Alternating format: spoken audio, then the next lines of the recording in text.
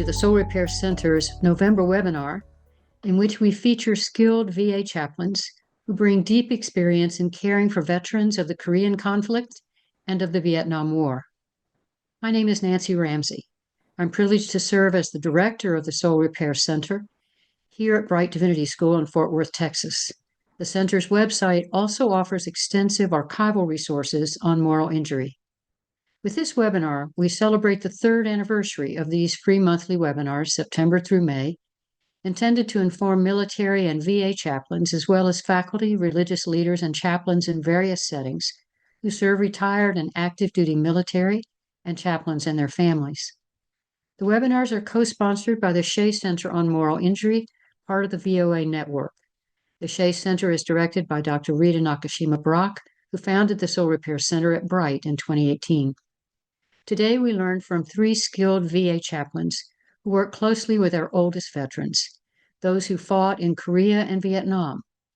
Neither group returned to the U.S. in a time when sharing openly about their experience was simple or welcomed. Further, few care providers were informed about strategies for care, and the experience of moral injury, or agential or receptive, was not yet featured in training for chaplaincy or ministry. Many of these veterans carried their painful memories of very challenging experiences in silence. However, as we age, it is often more difficult to carry such grief silently. Families, local religious leaders, chaplains in continuing care communities, and VA chaplains may be the ones who hear for the first time these difficult stories. The webinar will feature the counsel of three VA chaplains who have extensive experience working with veterans of these conflicts. Their reflections will be useful for family members, caregivers in faith communities, and continuing care communities, as well as other VA chaplains. Chaplain Larry Brown earned an MDiv from Lotson Seminary, affiliated with Hardin-Simmons University. Currently, Larry serves as a VA chaplain in San Antonio, Texas. He works in hospice palliative care. In this position, he is a staff chaplain for the palliative hospice care position, which is integrated with the UTHSCA Medical School and University Hospital. His responsibilities include inpatient consult services, palliative outpatient clinics, and the inpatient CLC hospice unit. He lectures annually at the medical school regarding total pain, spirituality in medicine, and complex communication. Larry also serves on the Integrated Ethics Committee for the VA. Currently, Larry also serves as a preceptor for two palliative fellows in the CPE program. Dr. Rotunda East serves as chief of chaplains at the Providence VA Medical Center in Providence, Rhode Island. She is a board-certified clinical chaplain with specialty in mental health through the National Association of VA Chaplains. Chaplain East retired from the United States armed services after 21 years of active duty military service. Her shared experience alongside other members of a weapons intelligence team informs her daily ministry and service to veterans who suffer the lifelong effects of moral injury from having served their country. Her work is rooted in the concept of addressing moral injury from a lens of grief, loss, companionship, and community engagement. She holds a Master of Divinity degree in pastoral counseling and chaplaincy from Denver Seminary and a Doctor of Ministry with a concentration in mental health and chaplaincy integration from Vanderbilt Divinity School. Chaplain East has co-authored several articles on moral injury and continues involvement in quality improvement studies that will produce evidence-based modalities used within the VA healthcare system to address the importance of spirituality on mental health outcomes. Chaplain Adam Page is a clinical chaplain for the James H. Quillen VA Medical Center, who he has served since 2010. He currently serves as chaplain for mental health residential recovery programs and the outpatient PTSD clinic, where he provides pastoral counseling to Vietnam and Korean War veterans struggling with the impact of moral injury. He is co-creator and co-facilitator of the moral injury group at his facility, which has been provided since 2016. Chaplain Page participated in the initial dynamic diffusion network within the VA's integrative mental health program to connect with moral injury group facilitators throughout the VA system. and to engage in networking designed to enhance moral injury care. He is a certified clinical chaplain with the National Association of VA Chaplains. He is ordained and endorsed by the Cooperative Baptist Fellowship. We're assisted in this webinar by Sam McAllister, production manager for the VOA. The webinar will proceed with each of our three panelists sharing their experience. Then we four will join in shared conversation through the first hour of the webinar. At that time, we will turn to responding to questions and comments you send via the chat for the final 30 minutes of the webinar. A recording of the webinar will be available on the Soul Repair Central website and the VOA's YouTube channel within about 6 days, and then be available for viewing thereafter. We'll end at 3:30 Eastern Time. We're glad you're here, and now let's look forward to the webinar.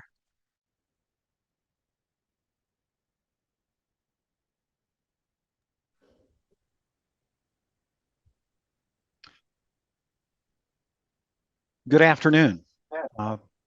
My name is Chaplain Larry Brown. As mentioned, I am the palliative hospice chaplain for the VA in San Antonio. I have a number of duties. I do a lot of teaching, especially in the palliative program. One of the things that I not only teach, but as I enter the rooms, especially with those from the Korean Vietnam era, I consider myself a bridge builder. And this is the analogy I use when I teach. A bridge is first started with a foundation. A strong foundation will make a strong bridge. And when I say foundation, when I'm going into the room and I'm introducing myself with the veteran and the family if they're present. Many times I just pull up a chair and sit down as I introduce myself. And what I look for is the story. The story is so important. In order for me to even say anything, I have to earn the right by listening to the story and listen to the suffering and the pain that's there. I think chaplains are known for sitting in the suffering, and that's not always an easy thing to do. But that's where we start. That's at least where I start, and where I teach not only young budding doctors that are going to go through the boards for palliative care, but also my fellows in chaplaincy going through CPE. And it's getting to know them. Who are they? What makes them tick? I talk about their military service, and in doing so many times there's a lot of pride as they describe their MOS and what they've gone through and what they've been through. Although when we're talking about moral injury, those things, when I first meet them, they don't talk about.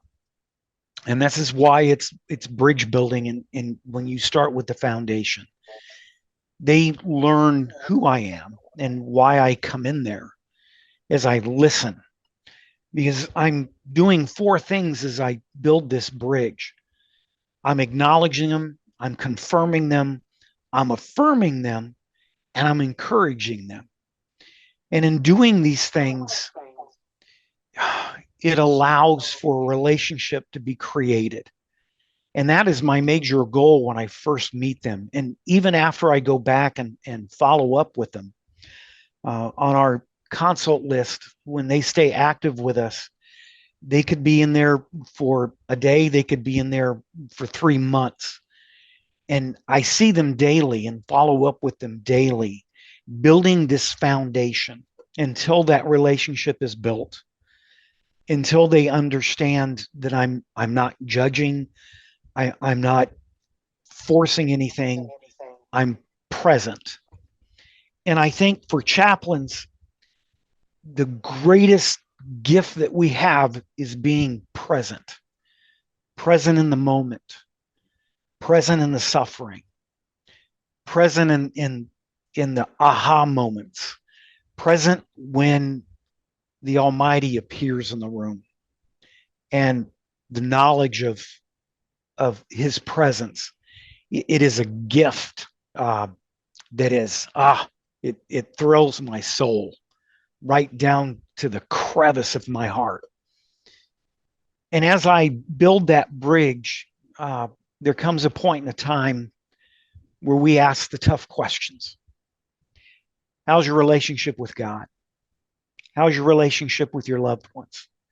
How is the relationship with your family?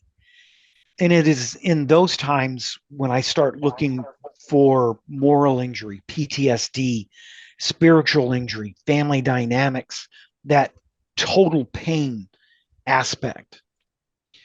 And one of the things when I get to that point, I call it the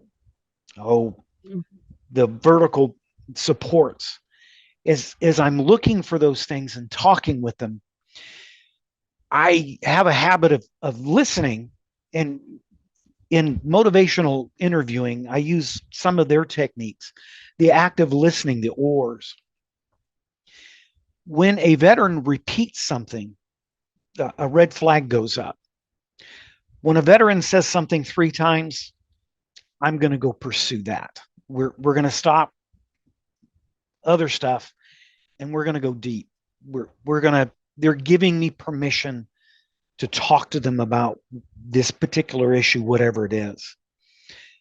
Now, I have come across many times those with moral injury aren't ready and willing to just open up and talk to anybody. Unfortunately, many of them take that injury straight to the grave with them, and they don't even tell families. And that for me, just, it hurts my soul. But there are times when you make that connection and that bridge is built and the planks are in place and you walk across that bridge and they talk to you. And there are so many emotions, so many: shame and guilt and fear and anxiety and anger and rejection, all of those. And it's, again, affirming them, confirming them, acknowledging them and encouraging them, and connecting them with the Almighty. I have no special powers whatsoever. I like to call myself a conduit. I'm just a lightning rod. God does all the work in the room. I don't. And I'm humble enough to understand that part. But allowing that to flourish is my ultimate goal. And many of these conversations, believe it or not, are not around family. It's one-on-one. And that is very special because I teach my fellows team. Always your team. Talk to your team. Work with your team. Because when I find these things, I go to the palliative team to help with their treatment plan. What will work, what won't work. And no, I do not share these things with anybody else. Whatever they tell me with their injury, it stays with me. Although I do admit I will bring, when appropriate, I will bring other folks, psychologists, psychiatrists, those things to bear if that is warranted or needed, of course. But my experience with first the Korean veterans, they're difficult. It takes time. It really takes time with them. A lot of the Vietnam veterans, once you start and they start opening up, I find they are a little bit easier to start talking about some of their issues. I had a gentleman, for example, Special Forces, went in at 19 and because he was in trouble at home. And when you got in trouble at home, you went to Vietnam. That's just what happened. Um, just rough around the edges guy decided, special forces were for him. He was in a group of 6 and dropped in by helicopter, and they'd be gone for 2-3 weeks at a time. Kill counts what counted. They would attack a village. They would blow up weapon caches. They would kill everybody. Well, one time he was going out of the helicopter and hit his ankle wrong and ended up breaking it. Helicopter came back for him. 2 days later, he was discharged. This man was taught to defend his country. What he was doing was right. And then his country abandoned him in his eyes. This man at 80 years old threatened the doctor. And I believe this man could have, there are 108 ways, according to him, to kill somebody. And I'm sure he could have done it even in his 80s. As we sat down and talked about that, that's a story I'll never, ever, ever forget. What he experienced, the things that he experienced, the broken relationships and family. It was so rewarding to be able to get his son and reunite. And I will admit, I was in tears when he showed up. When you make headway, God's good. Man, he's good. He's good. To watch that reconciliation. I get passionate when I think about it. And when I grew up, this is all I want to do. That's all I can say. But I start out building the bridge with every single one. Time, patience, consistency, perseverance, those things. Those are the hallmark of a chaplain, I believe. Loving God's word, loving God's people. And some of God's people have been through hell and back. And in order for them to share with you, they have to know that you care about them, that you love them ferociously. And I think that is the key to helping them in this time of life, because they've come to a point in their life where their mentation has changed, their physical abilities have changed, and deep down inside they know the end's near. And it's an honor to walk with them in that time.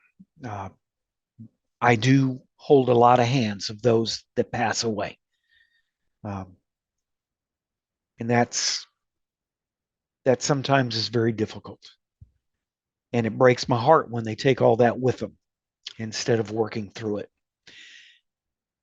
But that is ultimately their choice, and they have that freedom and free will. But I'm still going to walk with them. I'm still going to sit in the pain and the suffering, and even with the family. And I use every tool that's available. I love the acknowledging, confirming, affirming, and encouraging. I find that once they feel loved and accepted for who they are and what they've been through, they tend to latch onto you. And most of those that have served are familiar with chaplains, and that is an advantage, because I did work in the private sector where I found that most of the patients didn't want to talk to the chaplain, but the staff sure did. Here, the veterans, they want to talk to you. They want a chaplain. They love that calm and that peace that we bring into the room. Is while I'm in a family meeting and everybody's going chaos, I'm the only one calm in the room. And if I've built that bridge with that veteran, normally I'll sit right next to them and grab their hand. And the peace is shared. So, but those are my experiences. with those veterans. I love them ferociously. Um, I myself didn't serve. My dad did for 27 years, went over to Vietnam twice, and I grew up on Lackland Air Force Base here in San Antonio. So my dad came home with PTSD. So I understand. Um, I don't know how much time I have. I think it's about time. Okay. Thank you for saying that, Larry. Appreciate that.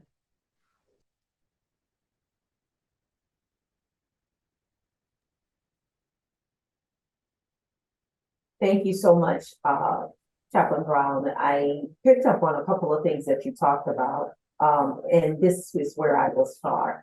You talked about bridging the gap or building a bridge. And I think that's where I want to start, talking about how I address the spiritual needs of this population of veterans. I was a hospice chaplain myself in Philadelphia, and I had a hospice unit that was 10 beds. And in my work with moral injury, that began there at Philadelphia VA also. What I found was it does take a community, it takes a village to love and care for our veterans. And what I mean by that is that I learned that I needed to start with the staff, and I needed to cultivate those relationships or build that bridge that you talked about, and teach them what moral injury was, what to look for in themselves, as well as the veterans that we were caring for.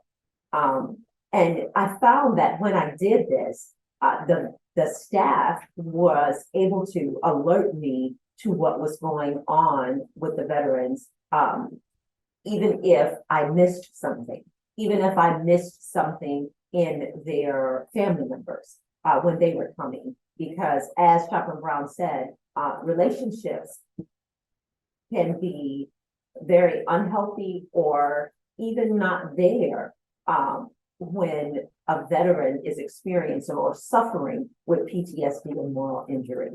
And in this population of veterans, when they return from serving in the Korean conflicts or Vietnam, they didn't have the care or the modalities that we have now. So they suffered in silence. They didn't know how to name what was going on with them. So when they get to hospice and palliative care, sometimes, as Chaplain Brown said, with mentation that was very, very altered, it's even harder for them to express what's going on with them. So what you see is a lot of medical diagnosis that never address the inner pain and suffering that they may be feeling, or the pain and suffering that the family has felt because the veteran is unable to share what's going on with them. When that happens, it produces barriers to care. How do we care for our veterans who do not feel like they are worthy or deserving of the care that the nurses or doctors are trying to give them? I had a veteran who was African American, and he found himself on hospice and PAL care, and the barrier to care there was that he did not let the nurses take care of him. He wouldn't take his medicine. He would lay in his bed and cover his face the whole time. And the nurses were frustrated because nurses are trained to care. They have a caring heart. And especially the nurses that go into hospice and PAL care, they know that the veteran has a certain time that they have been given. So they want to give them the best care possible. But when you have these barriers to care, it's hard for both the staff and the veteran. And if family is involved, even more so for family. So this particular veteran felt that he didn't deserve the care because of the things that he had done in Vietnam. He had taken lives of children, women, and he had experienced some racism while doing so. So imagine when he comes to this time in his life where he's dealing with the guilt and the shame, and he's facing his mortality and being told he has 3 months to live. All of this he's trying to deal with and refusing care. So as a chaplain, we want to go in and we have a hospice and palliative care chaplain only has a certain amount of time.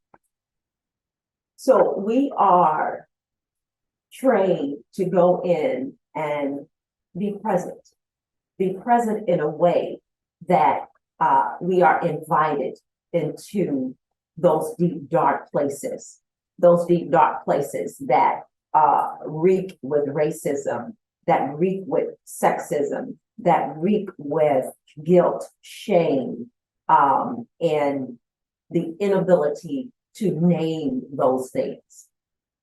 So my first thing to do is to teach the staff all of this that a veteran could be experiencing.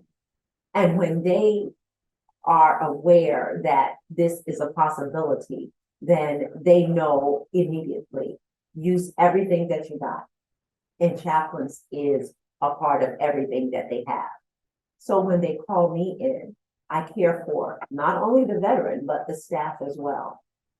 I care for them in such a way that they don't give up on the veteran, so that they are waiting that opportune time to come in and care for, to love on, to provide what is needed for that veteran in his or her last days. So this particular veteran was dealing with the fact that he didn't feel like he deserved the care. He felt like the institutional betrayal that he had experienced in the military, the racism that he experienced in the military, that he was now in another institution, VA, that didn't care for him because of the color of his skin. So that also was a barrier to care. So being taught to use everything that I have and everything that I am, teaching this to the staff, they called me in, they put a consult in, and they were comfortable enough to tell me what was going on so that I would know how to go in and be present. So after doing so, I found all of this out, that the veteran was feeling like this was just another institution that was betraying him. He didn't trust them. He didn't trust the military that he served because of the racism that he had experienced. So now he's in the VA in his last days. He didn't trust them. He didn't trust the staff that was all white at the time.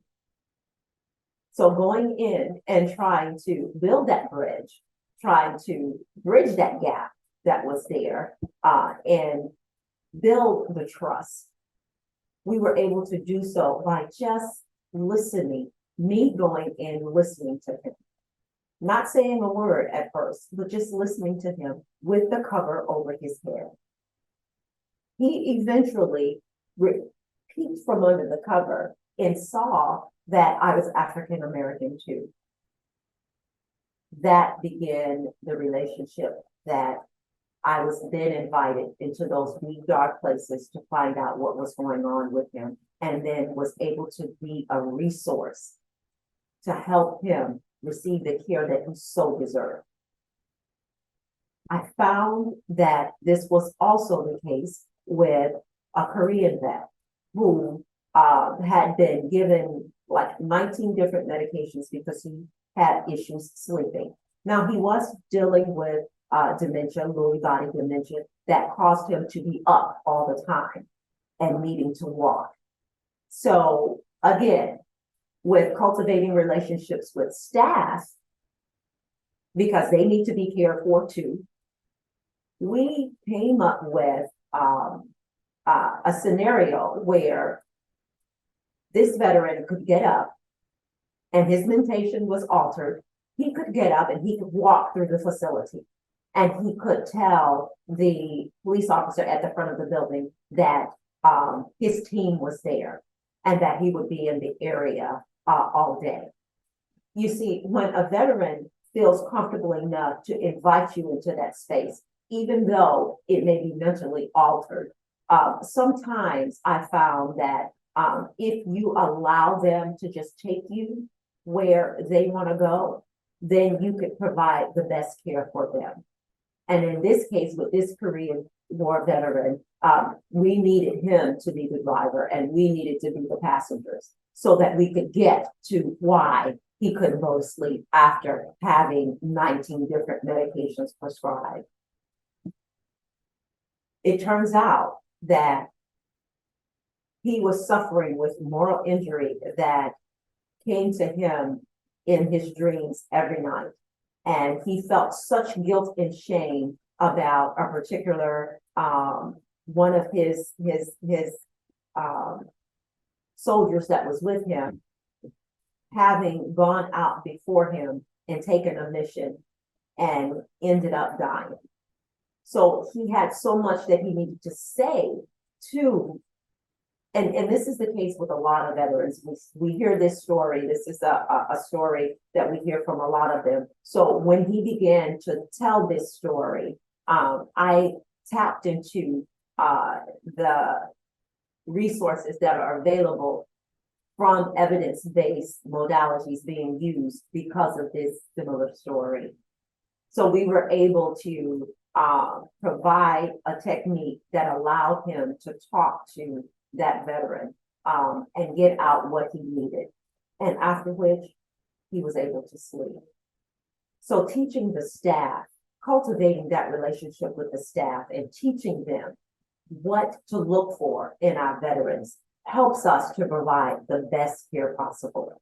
That is with veterans that are Korean War, Vietnam, because they still suffer with those wounds of war that are invisible, that it is hard for you to give a pill for.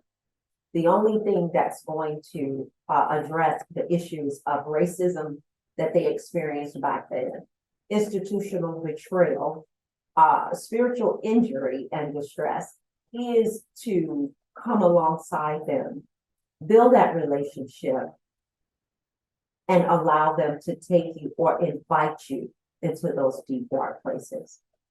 I begin with the staff because they are unaware of the triggers that just by trying to provide care causes for our veterans.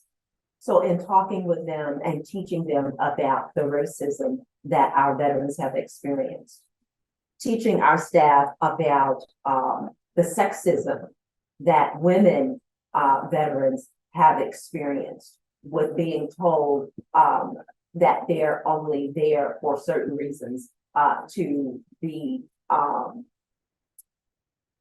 handy, eye for the candy, or that their service didn't matter. Teaching the staff that these are the type of things, this is the culture that our veterans have had to navigate.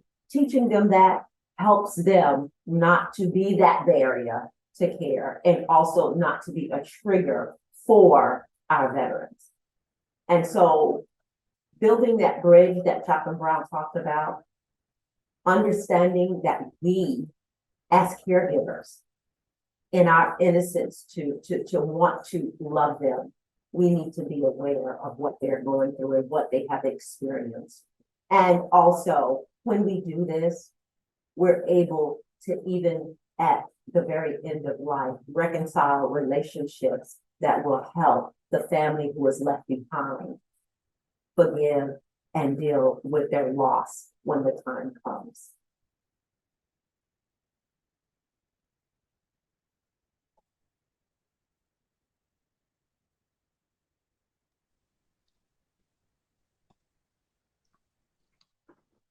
Good afternoon.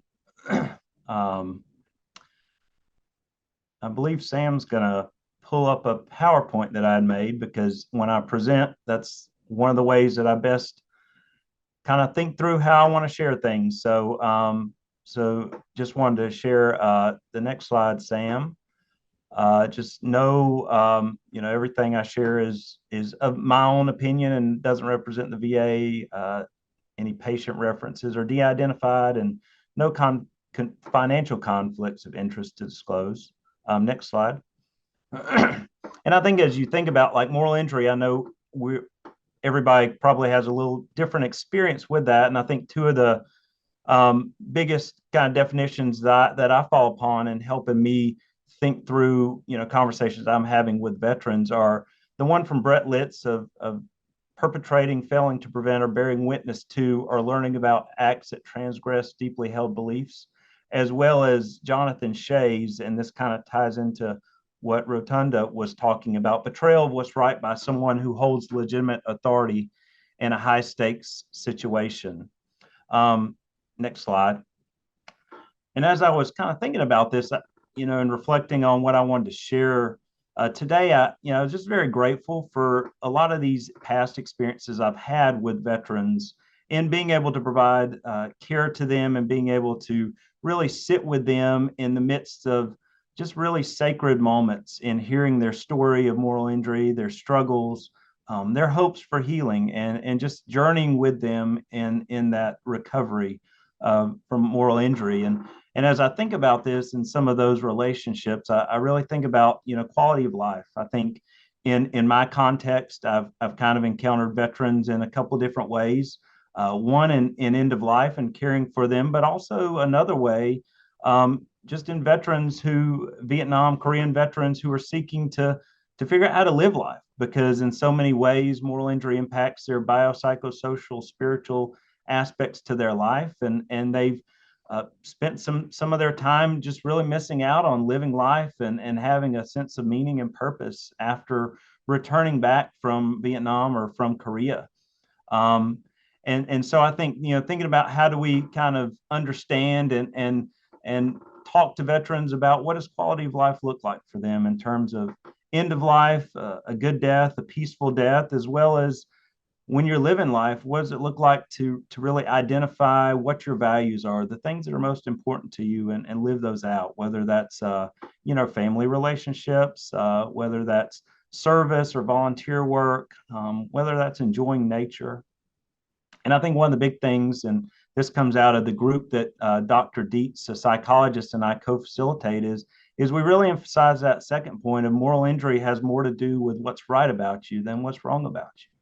And the fact that, moral injury comes out of the fact that people recognize that they've gone against those morals, those spiritual beliefs and foundations, and they're struggling with that, and they're trying to make sense of that and figure out, how can I make sense of that in ways that help me live a more meaningful and purposeful life. Next slide. And as I was thinking about that, a couple of really meaningful pastoral relationships came to mind. There was a veteran who, as soon as I walked into his room, his first comment to me was, "Chaplain, how can God ever forgive me?" And I thought, gosh, what am I supposed to do with this? So I stepped back and I just responded, "Forgive you for what?" And began to allow him, as Larry was sharing, just to build that bridge to really kind of hear his story and begin that process of storytelling.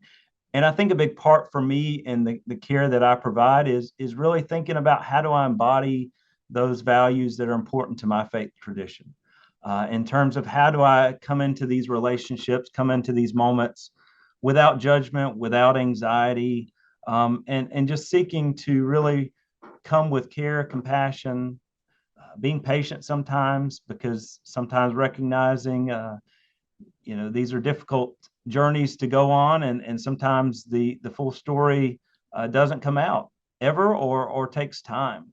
But thinking about just how do I kind of bring myself and embody these values in the midst of a visit with a veteran, and how this allows those veterans to open up and feel okay with sharing, parts of their story.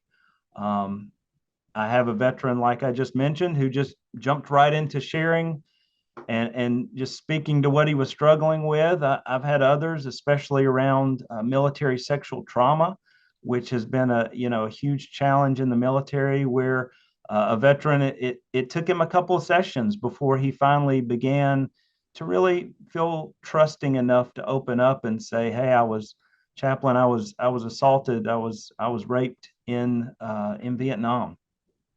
And I struggle with that, and I struggle with what it means for me to be a real man, and that became a big topic of conversation around what does it mean to be a man, what does it mean to really kind of work through and figure out what his sexual identity was. And so these moral injury conversations end up being tough conversations, and I think many of these traits, these values, are significant in thinking of how do I come into this room and allow veterans to build that trust with me and open up and share. Next slide. And as I think about this, in some of these tasks of being a spiritual care provider, of course, that biggest trust connection, building trust, sometimes it happens immediately, sometimes it happens over time. But I think, as spiritual care providers, we have this wonderful opportunity to come into these spaces and to begin to start these conversations. And sometimes that just includes beginning a conversation with telling me about your military service, or tell me about your life, or what relationships are important to you, and really just trying to listen for keywords. I think one of the big things I found is no veteran that I worked with really knows this concept of moral injury, and so they're not going to use that terminology, but they'll use keywords like, "Gosh, I really regret these things," or "I feel sad about this," or "I feel guilt over these things," or "I feel survivor's guilt for some of my buddies who didn't come back." So being able to really listen for some of those keywords and some of those places to maybe further explore. And I found sometimes too, there's a big piece of avoidance there. Sometimes disconnecting from those parts of their story. Our Vietnam, Korean veterans, they've carried these things for 40, 50, 60 years. And sometimes they've gotten used to carrying these things alone in a silo. And so really, how do we bring empathy, bring trust? That second point, there's a quote from Brené Brown, who I love some of her research and sharings, where she talks about the antidote to shame is empathy. And the fact that so often there's a sense of feeling worthless, of feeling unloved. And how do we bring the empathy, the love, the value that our veterans have into this space? And often we do that by just sitting with them and being willing to sit and hear their story and follow up with them later as well.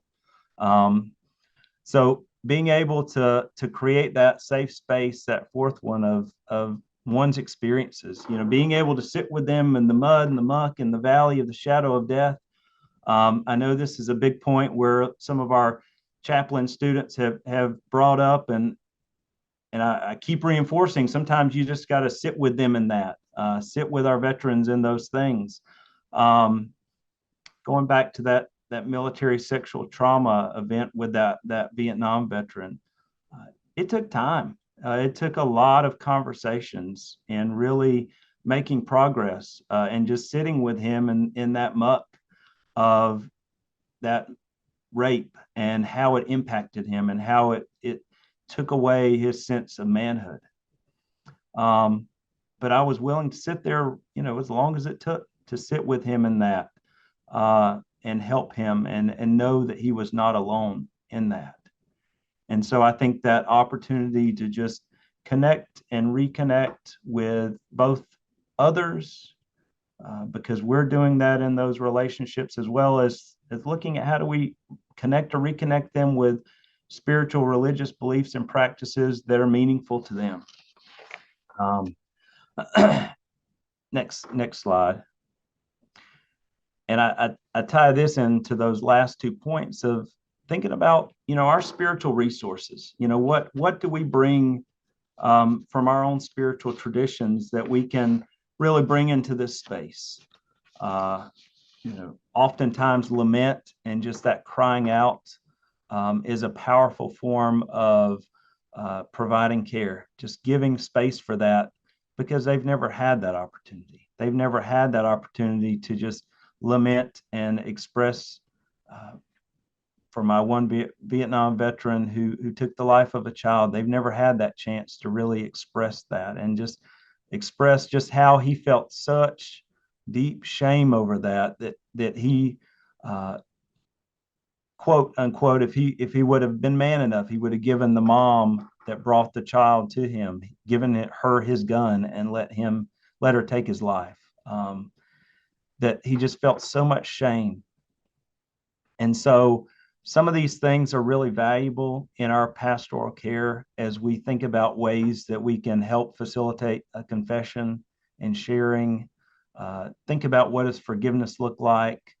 A big one, meaning making, and thinking about, how do we help veterans make meaning out of their experiences.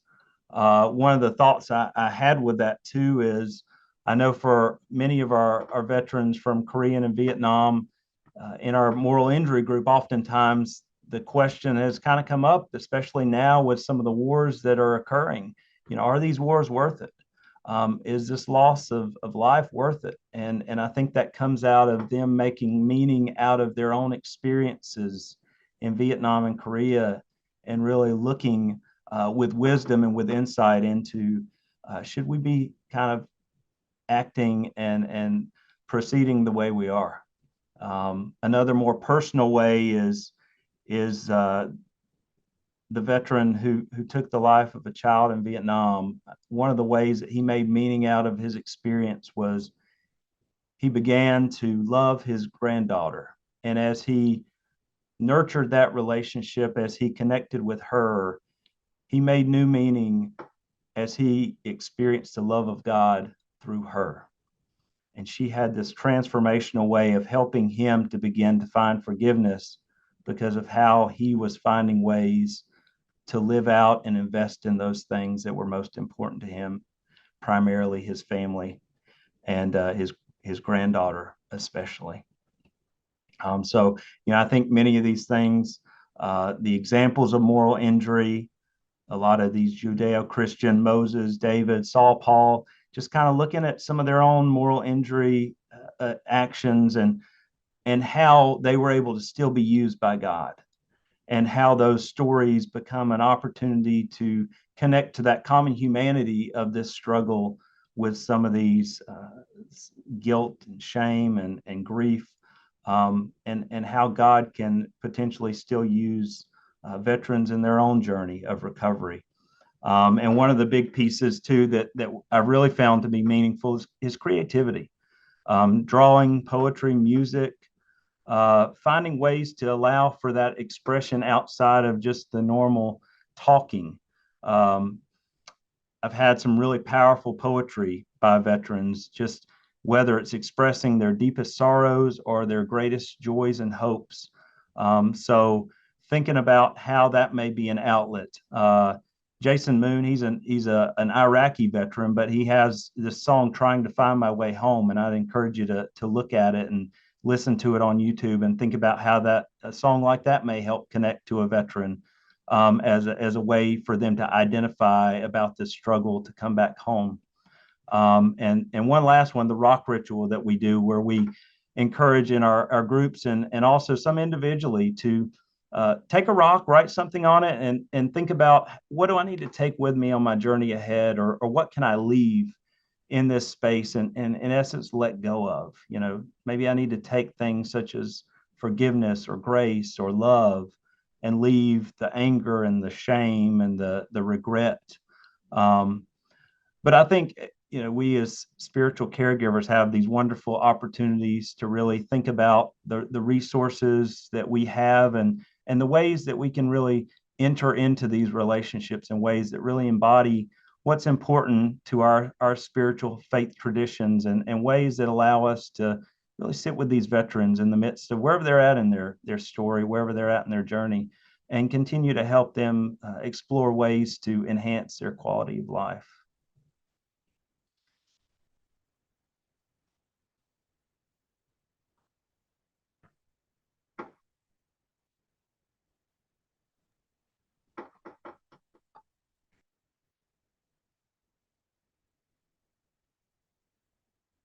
I want to thank each of you for your initial presentations. And now I think we have an opportunity for you all to interact with each other.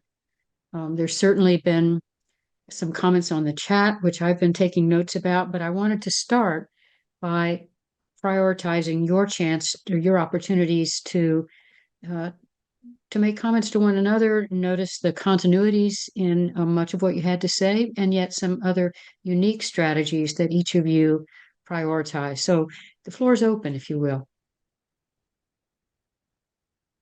I guess I'll start.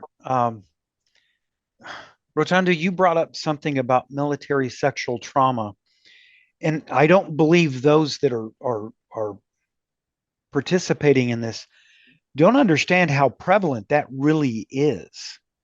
And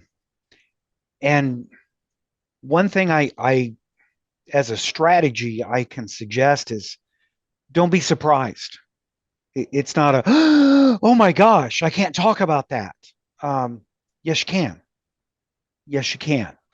One of the strategies I use, well, I'm an ordained pastor, till death do you part, sickness and health, and those things, so that tabooness goes away and you can have a real conversation, allowing them to lament and drawing them to the sacred and returning that back to them, giving them that feeling back again of their value, because they are precious, they're valuable, they're unique, and they're ferociously loved by God. And I think you'll see a thread between all of us that we want them to go back to that, because that's why Christ died for us. And he showed us that. And so the strategy is listening, without that judgment and that shock. And that's hard. That's hard to do. Took me a long time to get that down. That, oh my gosh, what do I say? What do I do? You don't have to. The sacred is going to do the talking. I've got to leave him the room to speak. But they need Let's see to what get they have to that say out. about that, Larry. Let's invite your colleagues to respond. Amen to that. I totally agree. Because if I am not comfortable being in that space with them, they're not going to be comfortable with sharing or taking me to those deep, dark places, or that valley of the shadow of death that Adam talked about. So absolutely, don't be surprised. And I learned that the hard way, because society thinks that it's just some MS military sexual trauma survivors are just women. But no, and Adam talked about one that was male. And we're finding that more and more, in the shame of that, is something that's so heavy for the survivor. So you have to really build and cultivate that relationship for that to even come out. So yes, I need to be able to sit in those uncomfortable places and not do anything, but just be. Just be. And sometimes that being is just silent, and I never speak a word. And sometimes they don't either. But just the fact that they've invited me there. And if I go back and continues to go back, then words will come. But you're right, I cannot be surprised. Mm-hmm. I want to jump in here for just a moment to say that in addition to listening carefully, at some point, there are also some significant ideas about ritual practices that help a person move from that courage to disclose to a transition to feeling free from the burden and the shame that they've carried. And some of those, the center has published a book that includes a really remarkable, some remarkable suggestions about that in several of the chapters. But so I simply add that because we didn't talk too much about rituals thus far, and that's usually a powerful way to move on through the courage of initially sharing and finding you're believed. Adam, I didn't mean to interrupt you. Let me go to you. No, you're fine. No, I was just gonna kind of add to that too. Yeah, I think especially early on in my chaplaincy training, realized that a lot of those kind of fix it tendencies that I had to back off on and learn not to just jump into those, because that bridge building, that trust building, that kind of sitting with them wherever it may be. Because I think one thing Larry brought up too is that sometimes we sit with veterans, we care for them, we show compassion and empathy to them, and sometimes those stories never even maybe never even come out. But I think I've also been able to see that just my presence with those veterans, holding a hand, sitting by the bedside, praying with them, just visiting them on a regular basis, has helped them feel a sense of connection, even if they're unwilling for whatever reasons to go to and speak to that moral injury in their life. Mm-hmm. There's a couple of other questions. One of the things that was raised for you, Chaplain East, was how race-based trauma complicates healing from PTSD or moral injury. How would you recommend advocacy when part of the trauma is racism itself? Yes, that's a great question. And in my experience with the veteran that I talked about, and not all facilities are able to do this, but we were able to get a nurse from across the street, the main hospital, that was African American, to come over and begin that care until that veteran was comfortable with anyone else. So sometimes we have to do some existential things that will help in those particular areas, if at all possible. Another way that we try to bridge that gap when we see racism involved is that the more that we push cultural competency with the staff and helping them to get the tools that we can use or tap into when we don't have African American, or in another instance, we had a staff that felt uncomfortable because of the wording that the veteran was using. So I think that when we're not able to shift in the staff arena, cultural competency is another go-to that we can have that can help address those barriers to care where race is concerned. Mm-hmm. Anybody else want to add to that? Okay, I want to move to a question that has been raised, which is an important question, of somebody who volunteers in spiritual care at a skilled nursing location for veterans, where 45 of 100 residents do not identify with any faith tradition. And how do you then, since each of you has identified as rooted in a Christian tradition, how can you clarify and speak to how you seek to be effective with a person for whom that tradition, or perhaps no tradition, is of use to them? I'll start again, I guess. it doesn't matter whether they're Christian or not. I'm going to sit in the suffering with them, and that's the greatest gift that I can give them. Is they're not alone, they're supported, they're listened to, they're validated, they're the 4 points that I go for every room I go to. They're acknowledged, confirmed, affirmed, and encouraged. Whatever belief they have is whatever belief they have. I'm not there to tell them to have a belief. I'm not there to sway them to have a belief. I'm there to be present with them. I want to be that person that develops a relationship of trust, and it helps not only with the patient, but I can relay those things back to the staff to help them. So whether I intentionally put God into it or not, that's for those that have no faith or atheist or whatever. They're there where they're at. I'm going to meet them where they're at, and I'm going to sit with them where they're at. And I'll do the same in listening to their story. If something's mentioned twice, the red flag. If something's mentioned 3 times, I'm going after that. So the skills will still be the same. It's just Right. guiding them. Okay. There's others that want to speak. I know Rotunda does.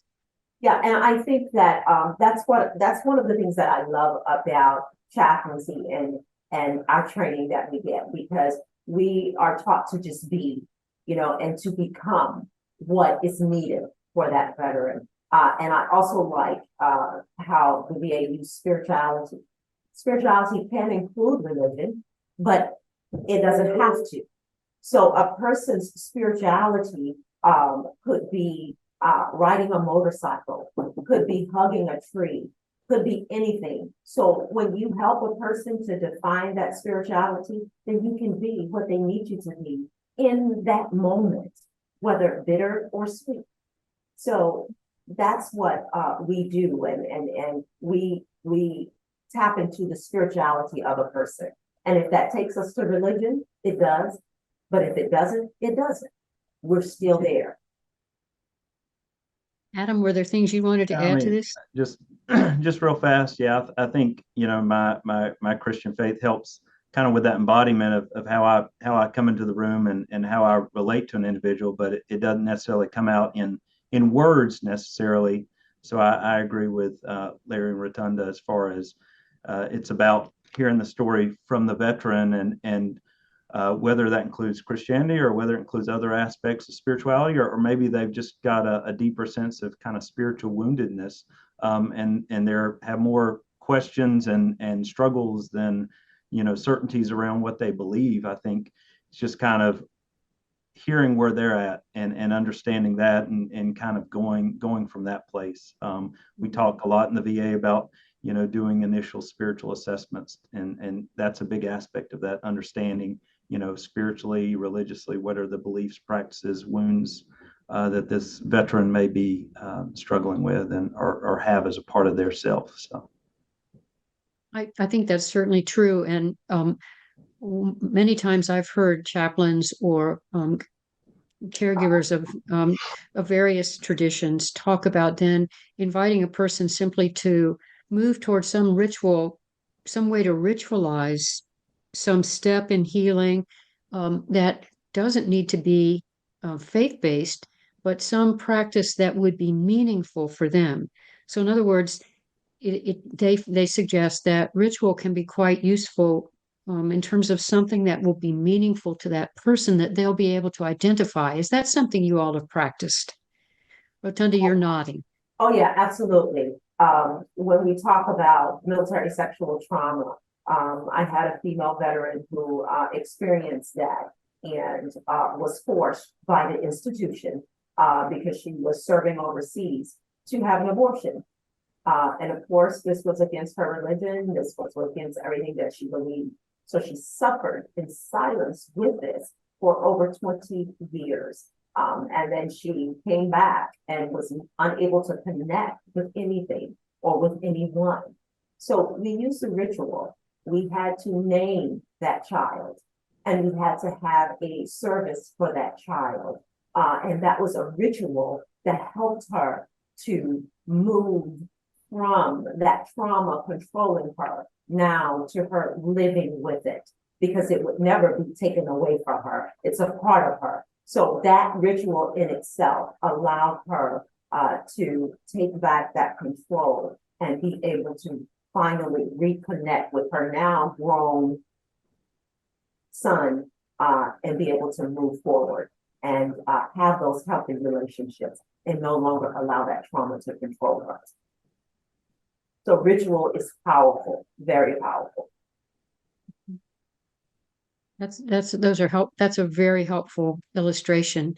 If we go from the question about persons that do not embrace a particular tradition or any faith tradition, then let's move to when you have an opportunity to be useful, share information or strategies with a person that does identify as a pastor, a rabbi, an imam with this particular person and that person's family. What have been your practices in terms of sharing with or helping to alert or inform persons that are in that role?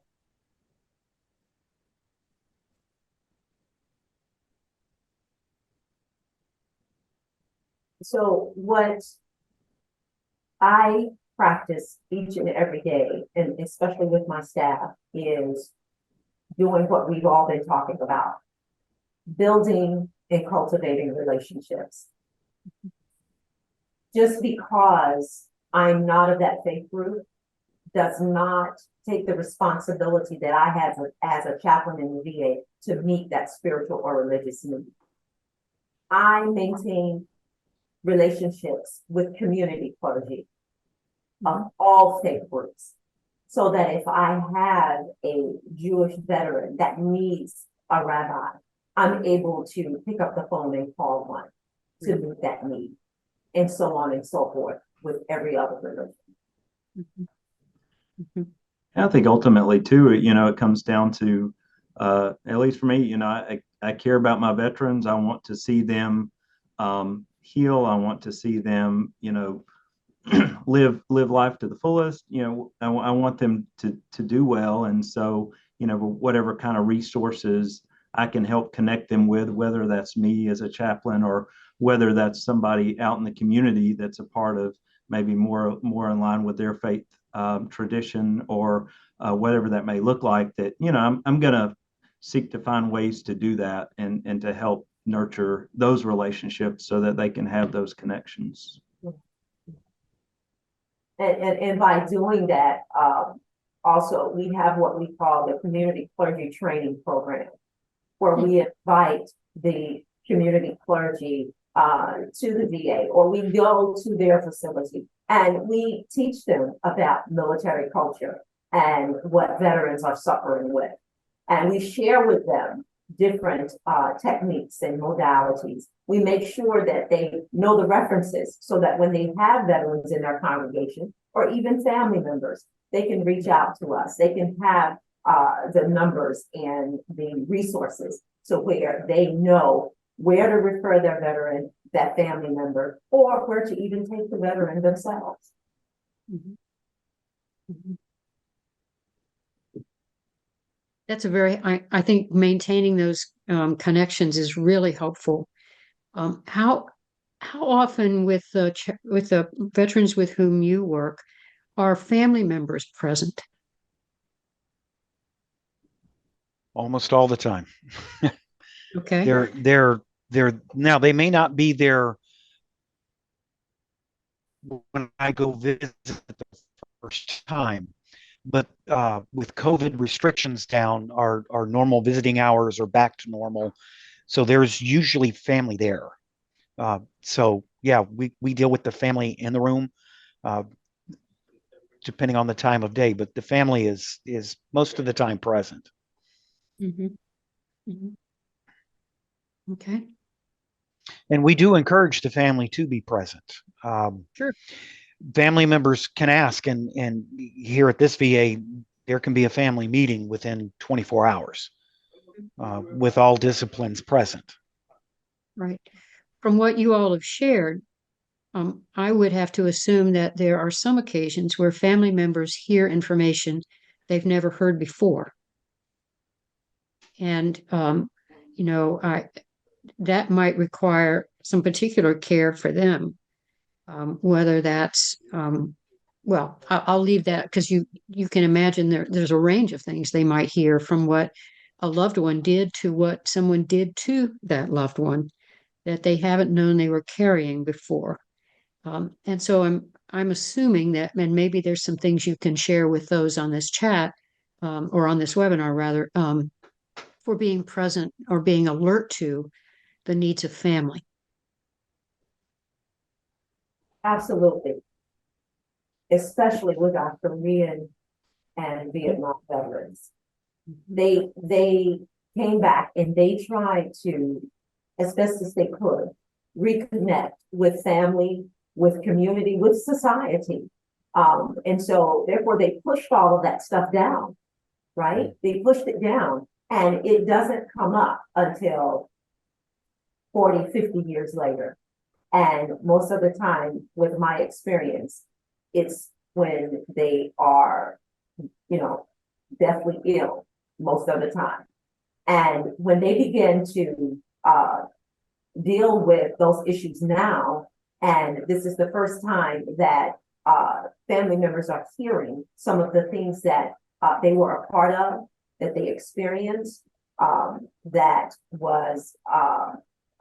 they did, it's shocking. But then it also opens up the window of healing and reconciliation. And sometimes that happens after the veteran has passed. And we, as chaplains, will still journey with those family members on a collateral basis. We can do that. So yes, those are sometimes first time hearing anything, but it allows for healing, even if the veteran passes away, healing for those family members. Because I think research says that attached to each veteran, there's at least 36 people, whether that's family members or staff, that's caring for them, caregivers. So yes, we do provide that care. And more often than not, and tell me if I'm wrong, Adam and Myron, but more often than not, in every case, that every veteran that we are caring for, that is the case, that the family members are still attached. There's them well as well.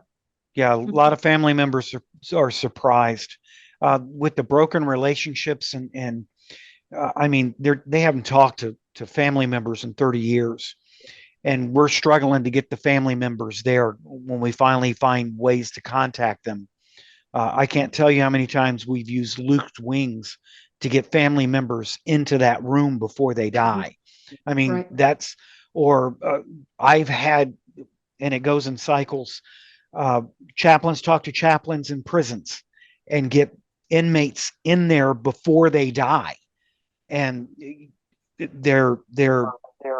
we try to talk to them before they go into the room and kind of help them as they enter that room and prepare them with the news. But it's raw. It's 100% raw.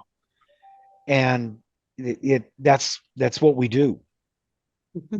And we walk with them in that, even in that suffering. And there is a lot of suffering in there. But Rotunda brought that up. There's so much healing that comes to see a family estranged for 30 years and to come back and in each other's arms crying. Rotunda's going to start crying like me. Yes. Well, I mean, I think what you're sharing is the importance of attempting to make that happen. Yes. I'm sure there are painful times when it doesn't. But, yes. I think one of the points that Rotunda, you particularly lifted up was building the relationship with the staff and bringing them on board with what are some of the issues without, I'm sure, sharing um, private information, but still helping them to be more understanding of what might be going on in that for that patient. And I wonder if you could share more about how for other chaplains that are on this webinar with us, um, how do you go about that? How have you developed that practice, and what would you most recommend for that strategy? Um, Caring for them, showing them the empathy that both Larry and Adam talked about. Because they're human beings too, they're caregivers, and it's their job. But when you show them the love of Christ, when you show them the love and the compassion and the empathy that you are trying to get them to understand that that's what you want to show the veteran, when you show it to them, then they get it. They get it. So build that, the relationship that you're trying to explain, that you are trying to have with the veteran, just have it with them. Show it by example, creating that with them, and therefore they can understand when you're sitting there creating it with that veteran. Other ways that now I'm in a teaching hospital, so they're unique ways. When I'm going to a room, I usually stop. There's rooms everywhere. I stop, take a breath, and I'm looking around, and I'm looking at the staff, and I'm talking to that veteran's nurse before I go in there. Right. And when I come out, I ask how the nurse is doing. What do you need today? How can I help you? There are times when I round just randomly with different units when they're going through doing, the doctors are all there. I'm here. I visited with this veteran. Here are some of the things. Here are some of the family members that are going to come. I need you all to be aware of that as I'm working with them. And in doing so, I'm developing those relationships with them so that when issues come up, they're looking for me. They're asking for me. Well, where's that? I need that chaplain to come in here. And then numbers get exchanged and cards, and the unit secretaries get the numbers and the contacts so that I'm visiting with the staff. They do huddles. I go to the huddles and I give them a blessing. And I see one that's having trouble. As they all break off, I'm going to rope them off, as they say down here in Texas. And I'm going to ask them how they're doing. Hey, what's going on? You all right? Do you need to talk? I got time. Let's loving your staff is paramount. That's helpful. That's really helpful. Adam, are there particular things that you do related to staff? Well, I was just thinking, whether it's like us chaplains being the VA or maybe community clergy, being a part of a church, just thinking about the value of like relationships and connections, and I know for some of our veterans, they have through the course of their years done a good job of kind of pushing family away, and near the end, family may or may not be able to be a part of the end of life or their lives. So just kind of thinking about the reality. Sometimes our nursing home, the staff there has been the family for the veteran. Like Exactly. they've been the primary family. They've been the primary, source of care, compassion, love for those veterans. And so I think, just thinking about, how do I help to connect veterans with, with broader relationships, whether it's family, whether it's maybe faith community relationships. And because I think one of the big, things that comes up in talking to veterans is, especially around moral injuries, a lot of times anger comes up.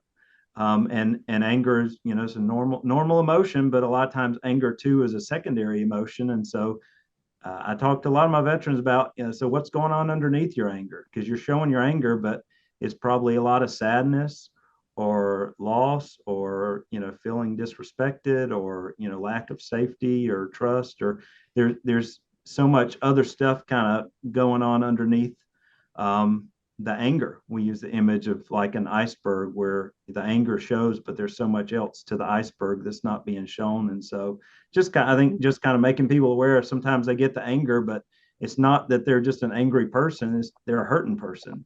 And Right. just being more aware of that they're hurting, and how can I, not take their anger personally, but still provide care to them.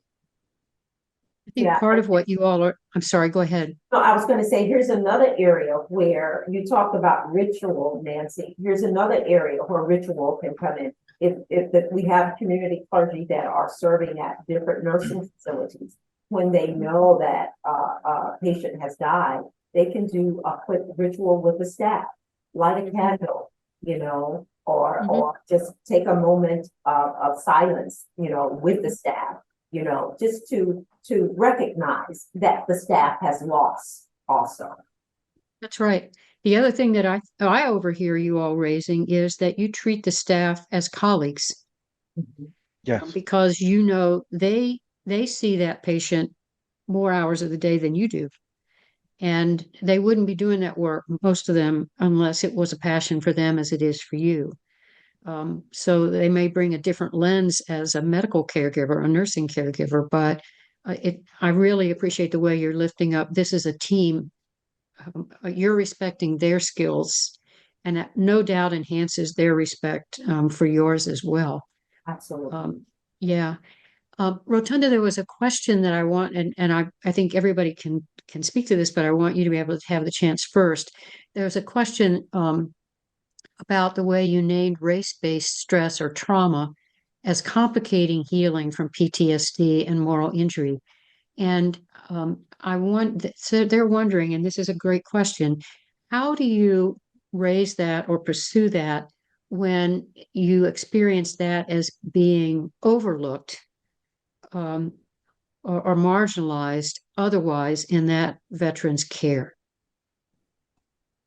And it looks different from when I worked in Philly to when I work here. So when I see that happens, in Philly, it was more African-American veterans. Here in Providence, it's more of the white or Caucasian, right?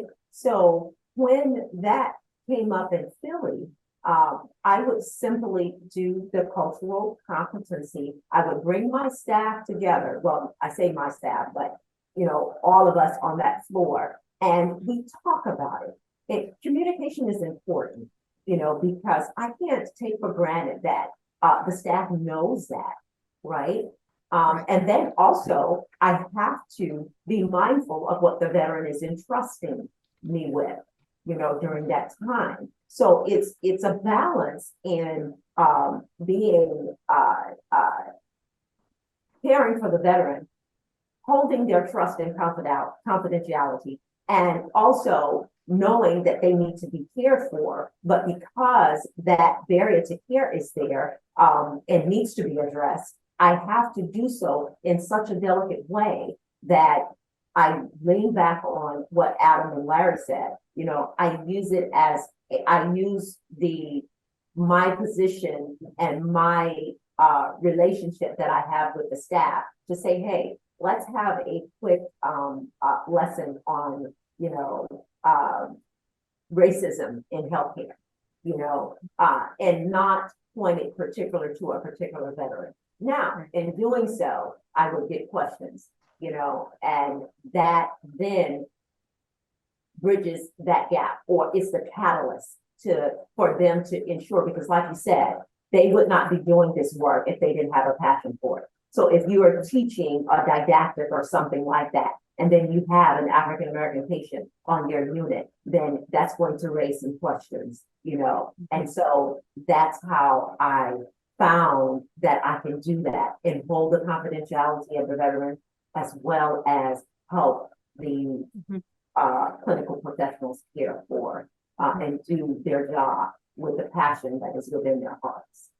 Mm-hmm. That sounds very, very helpful. And I can well imagine that there are, going to be situations in which one of your patients, the patients you're serving, the veteran, might have shared a story that includes the deep pain from racism or deep pain from sexual violence. And their primary, let's say the nursing staff, includes a different, someone of not their race. So they're just helping them to trust that, or of a different gender, from whoever did that, whoever did the violence. So I think you're in a position to help mediate Yes. when you realize you've got those kind of critical moments, or relationships between staff and patient, and that can be very helpful. We are within just a few minutes, and I wonder if there are, of when we'll finish. I think I've addressed the most of the questions that I've seen here. There are, so I'm wondering if there are particular final statements that you would want to make, and regarding practices of care with veterans in their near the very end of their lives, veterans of these two wars, either of these wars, Vietnam and Korea, both very brutal, difficult situations that they had to have encountered there. I would offer for my clergy brothers and sisters to just be with whomever you're loving and care for, and take the love of Christ or your higher power that is in your heart into the room with you. Surrender to that, and you will be and become what that person needs you to be in time. I would add, you don't have to have the answer to anything. You don't have to be the expert in anything. Silence is one of the greatest tools that you can carry. Just as Rotunda said, be with them. Okay. Adam? Yeah, I would just echo that, and just kind of recognizing, how this isn't easy work, but it's immensely important and valuable work, and meaningful work, and I'm sure people are on this call because they want to know more or learn more, be able to find better ways to provide care to those veterans. And so, yeah, just kind of looking at how can I acknowledge those veterans who have carried these burdens for so many years, and just help to acknowledge their worth and value, just as being human beings, and as being a part of this world, and the fact that our presence with them helps to demonstrate that. Mm-hmm. Mm-hmm. Well, I want to thank you for sharing your experience and expertise with us today, and really helping us to get, and all those who are on this webinar, to benefit from the experience that you've shared, as the last chat notices, sometimes that might be just sitting with, and knowing they know you're there, but the silence is itself rich. So I want to thank you, and I want to thank those of you who have been with us on this webinar, and remind you that within a week, at the most 10 days, a recording of this webinar will be available at the website at Brite, where you see a link for previous recordings. And we're grateful that you joined us. Thank you all very much.